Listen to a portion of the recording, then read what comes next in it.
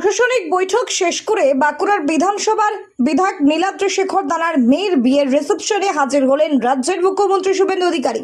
মুখ্যমন্ত্রীকে এক নজর দেখতে বহু মানুষ সেখানে ভিড় জমান। নবদম্পতিকে আশীর্বাদ করে পুনরায় ফেরার পথে মানুষের উচ্ছ্বাস দেখে সকলের উদ্দেশ্যে হাত নাড়তে দেখা যায় মুখ্যমন্ত্রীকে।